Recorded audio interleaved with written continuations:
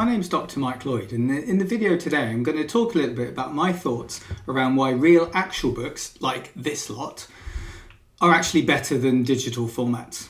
And there's been quite a few studies and a lot of stuff in there about, using real books as sort of reduces your screen time and improves sort of cognitive retention of the material and even forms sort of better relationships and connections to the characters in the book.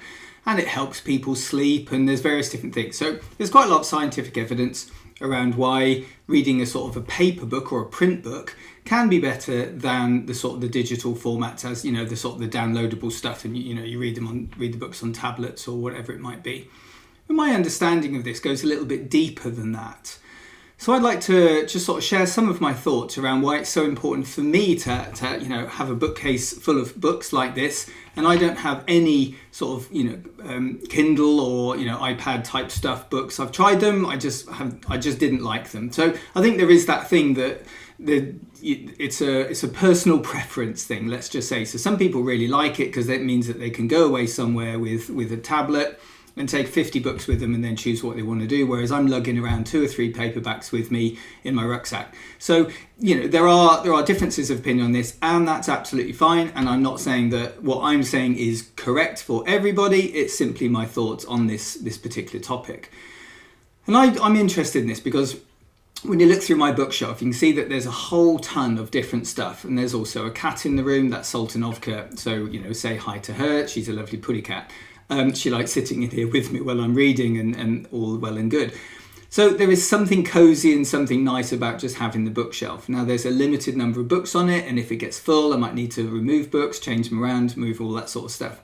But there's a number of books on that shelf that have been with me ever since I was a kid. There's books that I've been reading there since I was 10 years old, 15 years old. There's books that I picked up while I was at university. There's textbooks, for example, that obviously lots of novels and various different biographies, books of poetry, whatever it might be. There's a load of different material on there.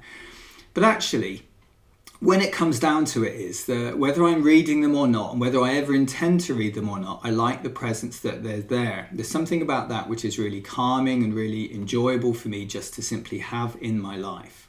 And I think about this in terms of attachments. So each and every book is a reminder of place in time where I lived, where I sat, where I was reading that book, what I got from it, what age I was at, what it meant to me. There's so much memory locked into that bookcase, and other places around the house where there's some additional books sort of scattered about the place.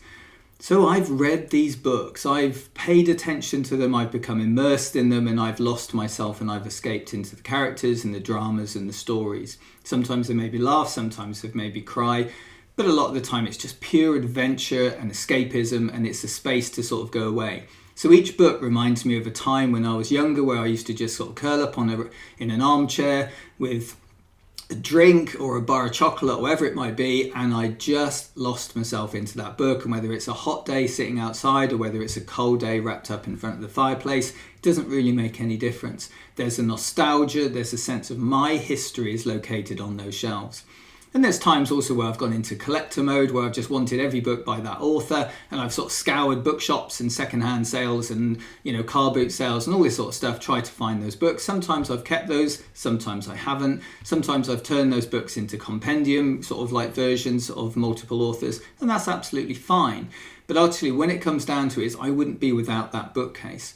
It's a place to anchor me, to put me in my space, in time and in my age. So from attachment perspectives, what it does is it grounds us, it links us to ourselves, it creates part of this timeline between where we have been, where we are now, and where we may be going. I pack those up really gently every time I move house, I store them in boxes, and it's a great joy to open those boxes and put them back on the shelf, even if they might be in different locations and different orders depending on the space. But to have them is an important thing for me. So I consider it as a well-being thing. It's part of my mental health. It's part of the positive approach to sort of knowing who I am and knowing where I've been and thinking about my past. So I can pick up or I can just look at those books and I can think about when I read them and where I was, and it places me in the timeline of my existence. And that gives me great comfort because it helps me know where I've been. It helps me know where I am now. And there's a lot of thoughts that become attached to that.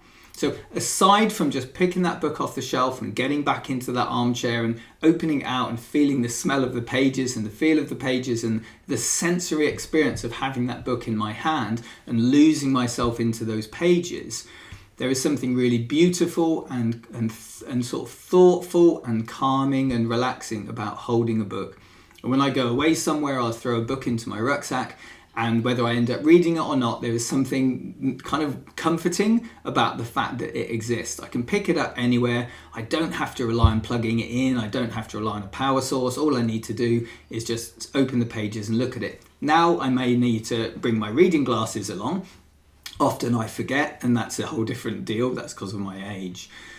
But having that book in my hand, there is something wonderful and kind of calming and beautiful about that. And the sensory experience and the history, the nostalgia and the location of where I've been and where I am now, all kind of come into the pages of that book.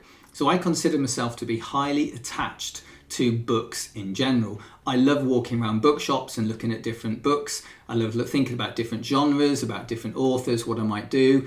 And I don't read as much as I would like to because I'm super busy, but that it's always something for me. When I get a new book from one of my favorite authors, I absolutely crave the time to sit down and sort of like lose myself in those pages and putting it with the others. So having those books on the shelf and then locating the new one along the old ones, there is a sense of continuity for those things. And for people who struggle with their past or struggle with a concept of the self and where they've been and where they're going, I think it could be a fantastic anchoring point to that.